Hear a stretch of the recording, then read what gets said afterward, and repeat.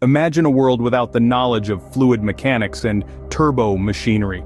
How would we design efficient aircraft, predict weather patterns, or even harness the power of water to generate electricity? The importance of these fields in our daily lives is profound yet often overlooked. Fluid mechanics, as the name suggests, deals with the behavior of fluids both at rest and in motion.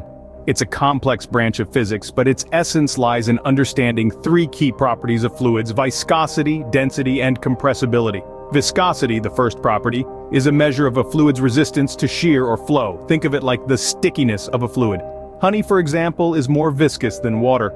The second, density, is simply the mass of the fluid per unit volume. It's why a stone sinks in water. The stone is denser. Lastly, compressibility. This property is the measure of the change in volume a fluid experiences under pressure.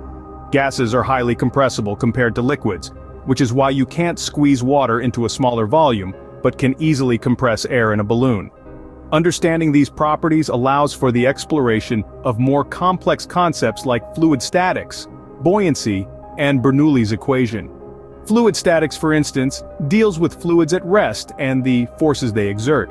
It's why dams are thicker at the bottom than at the top, to withstand the greater pressure exerted by the water at greater depths. Buoyancy explains why some objects float and others sink.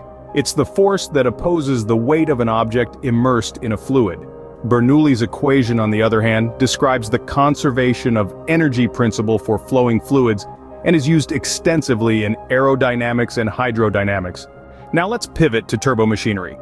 Turbomachinery refers to machines that transfer energy between a rotor and a fluid, including both turbines and compressors.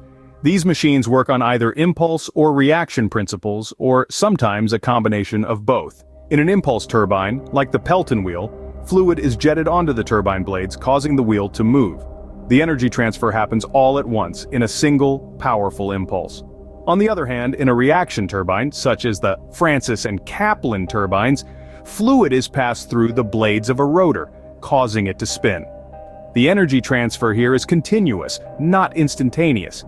In both cases, understanding the velocity diagrams of these machines is crucial. These diagrams show the velocity of the fluid before it enters the turbine, the velocity of the fluid as it exits the turbine, and the velocity of the turbine itself. In summary, fluid mechanics and turbomachinery are two interconnected fields that play a vital role in our daily lives.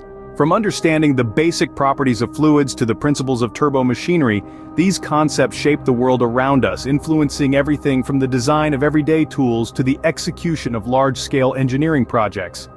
So, the next time you see a plane soaring in the sky, remember the intricate dance of fluid mechanics and turbomachinery that makes it possible. After all, science is everywhere.